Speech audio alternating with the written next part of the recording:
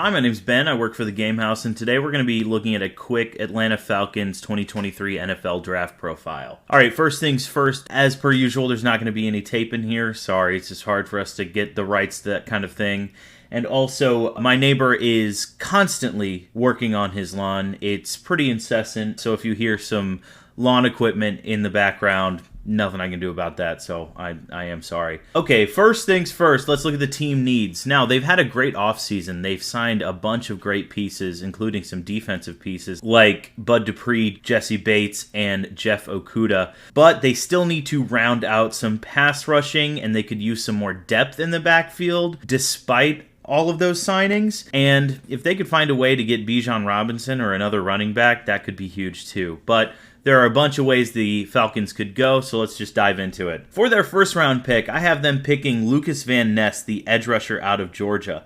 Now, as you can see, I say right here, Jalen Carter's off-field issues could cause him to drop all the way to 8. I'm not sure that's going to happen, but if you haven't been keeping up, he's had some off-field stuff that didn't allow him to perform at the Combine. You can look that up. I won't get too far into it. He might not fall to them, but Lucas Van Ness could still be a steal here. He had 13.5 sacks during his 2 years at Iowa. Pairing him with players like Dupree and Calais Campbell could really jumpstart his development. Some veteran players there could really teach him how to get around the edge faster. Obviously, there are arguments to be made for Carter, people like Nolan Smith, who had an insane combine, and Tyree Wilson, who a lot of smart people think might actually be the best pass rusher in the draft. And also trading down is very much on the board. 8 is kind of a no-man's land pick, but when you take into account the fact that 4 quarterbacks might be taken and then some teams above them might need to take some players that aren't edge rushers, I'm not really sure, but it is on the table. Let's go ahead and look at what our draft expert, Joe DiTullio, has to say about Lucas Van Ness. His motor is one of the best in the class. He has continuous effort. That's huge for a team like Atlanta who likes to play fast. And he's the prototypical size for an NFL edge rusher, 6'5", 275 pounds. That's huge, but is small enough to really highlight his athleticism.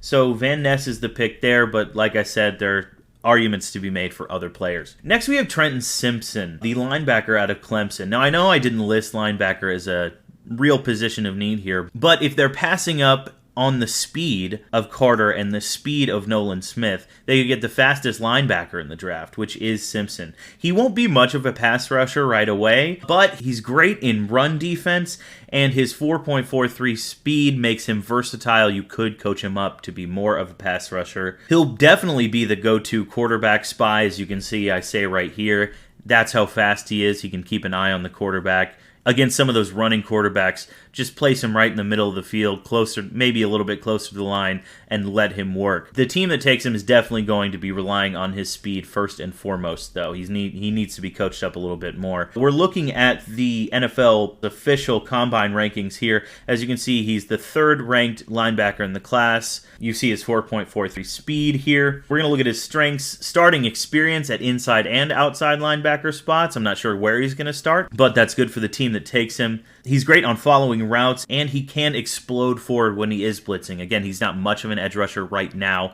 but given his speed, if he knows he's blitzing, that could be huge for a team. We're just going to move on down to their 3rd round pick number 75. That's Jordan Battle, the safety out of Atlanta. Now, I'm pretty high on Battle, and I'm surprised that he's falling down in a bunch of these drafts, and they might want to go offense here if the Falcons choose to take 2 defensive players before them. But given that they need some depth in the backfield, Battle is a great choice in the 3rd round. He's truly versatile. He plays well in the box, and he also excels in covering the slot. Definitely not the fastest or the most athletic. That's probably why he's dropping down to the 3rd round.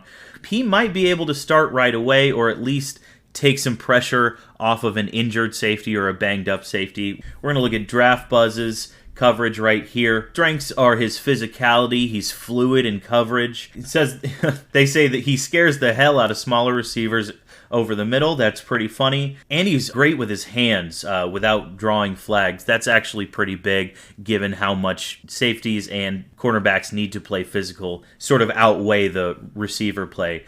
Again, he doesn't always wrap up his tackles, and he can lose a step sometime. But again, third round, this is as best as you're going to get. I'm pretty high on him for the pick value here. But yeah, that is just my quick Falcons draft profile. I'd love to know what you think down below. Again, I'm not a Falcons fan. I didn't watch every snap of football. So if you have someone you'd rather they take, absolutely, please leave it down in the comments. I love to hear that kind of thing. Tell me why I'm wrong. No worries. I will definitely listen to it. And I appreciate it. Thanks for watching.